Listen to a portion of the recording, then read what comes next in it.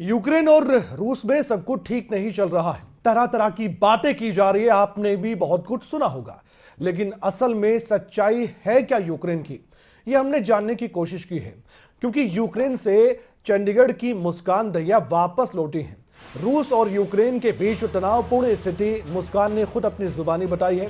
Ukraine की स्थिति को लेकर उन्होंने जानकारी भी दी है कि आखिरकार वहां पर क्या वाकई में टेंशन का माहौल है या ये सब कुछ अफवाह है। और साथ ही ये भी कहा गया उनकी ओर से कि मदद के लिए भारतीय दूतावास को आगे आना चाहिए, सरकार को आगे आना चाहिए, क्योंकि कुछ परेशानी वहां पर रह रहे भारतीय लोगों को हो रही है।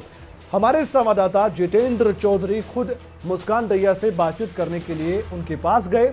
उन्होंने तमाम सवाल उनसे पूछे जो अफवाह के तौर पर भी उठाए जा रहे हैं और जो एक तनावपूर्ण स्थिति वाकई में है कि नहीं है उसको लेकर भी उन्होंने सवाल पूछे। वो बातचीत आप सुनिए, इसलिए हम कह रहे हैं कि आंखों देखी जो सच्चाई है वो खुद यूक्रेन से लौटी एक युवती बता रही है।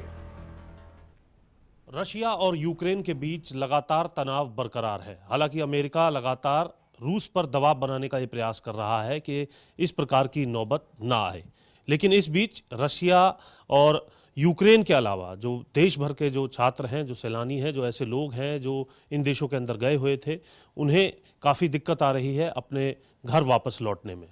मुस्कान हमारे साथ एक इसी प्रकार की छात्रा हैं जो MBBS कर रही थी यूक्रेन के अंदर, और किस तरीके की परेशानियों के बीच वो वापस अपने घर चंडीगढ़ लौटी हैं, उनसे उनकी आप बीती जानेंगे।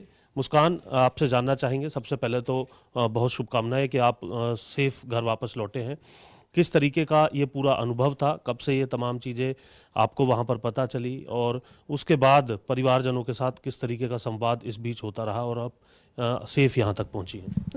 पहले तो सबसे ज़्यादा न्यूज़ ने पैनिक करा है हमें, जस्ट बिकॉज न्यूज़ की वजह से काफ़ी ज़्यादा पैनिक हो रहा था। पेरेंट्स को भी हो रहा था, हमें भी हो रहा था, न्यूज़ पता लग रही थी। देन उसके बाद जब आसपास वाले फ़ॉरेन बच्चे हमारे साथ जाने लगे, हमारे साथ वाले, तब उसके बाद रियलाइज़ हुआ कि ये सीरियस सिचुएशन है। उसके बाद भी जब 16 फेब की डेट उन्होंने रिलीज़ करी थी कि we will attack on Ukraine, तो वो काफ़ी ज़्यादा पैनिक हो गया था एकदम कि नाउ वी हैव टू, क्योंकि USA ने भी कर दिया था ये चीज़ कि दे विल अटैक। देन उसके बाद हमारा सारा बच्चों का, इंडियन बच्चों का भी ये हो गया कि व्हाट वी शुड डू, क्योंकि हमारी कंट्री से कुछ भी ऐसी इन्फॉर्मेशन नहीं आ रही थी कि हम क्या करें। पेरेंट्स भी कंफ्यूज थे कि हम करें या ना करें, तो दोनों तरफ ऑब्वियसली पैनिक था। अभी तो मेरे साथ फ़्लाइट में तो काफ़ी ज़्यादा बच्चे आए हैं और भी काफ़ी पीछे होंगे जो अभी वेट कर रहे हैं। इंडिया ने वैसे उनको थोड़ी हेल्प करे, बिकॉज हर कोई नहीं अफोर्ड कर सकता। ऑब्वियसली इंडियन गवर्नमेंट को कुछ ना कुछ उनके लिए करना चाहिए इस चीज़ के बारे में। मुस्कान के भाई भी हैं हमारे साथ, अभिषेक, उनसे जानेंगे।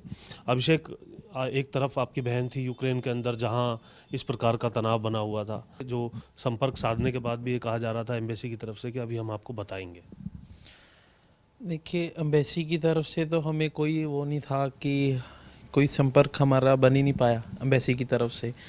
एम्बेसी से तो ये है कि 15 फेब को हमारे को अपडेट आया कि टेम्परेरी स्टूडेंट्स अपना वापस आ जाइए, बस यही मैसेज आया। उन्होंने कोई और मेंशन नहीं करा कुछ खास, और माहौल जो था घर का काफ़ी टेंशन में था, तो काफ़ी हमें परेशानियां भी हुई हैं। शुक्रिया बात करने के लिए मुस्कान, आपका भी बहुत शुक्रिया बात करने के लिए। तो सीधे तौर पर जो छात्र वहाँ से निकल करके आए हैं ऐसे हालातों में से, उनका यही मानना है कि एक और जहाँ सरकार को इसे लेकर के मदद करनी चाहिए, वहाँ फंसे तमाम स्टूडेंट्स की और ऐसे लोग जो भारतीय मूल के हैं, और इसी के साथ साथ जो देरी से फैसले लिए गए इस प्रकार की तनावपूर्ण स्थिति में कहीं ना कहीं एक और जहाँ परिवारों के लिए काफ़ी मुश्किल था ऐसे माहौल में जो है टिकट्स को देखना और अपने परिजन को वापस घर पे बुलाना, तो ऐसी स्थिति में सरकार को समय रहते कदम उठाना चाहिए था। बहरहाल देर आए दुरुस्त आए, सरकार की तरफ से अभी भी कुछ प्रयास किए जा रहे हैं, लेकिन लोगों का ये मानना है कि ये प्रयास अब से पहले कुछ दिन अगर किए जाते तो ज़्यादा बेहतर होता। चंडीगढ़ से कैमरामैन जसबीर के साथ जितेंद्र चौधरी, खबरें अभी तक।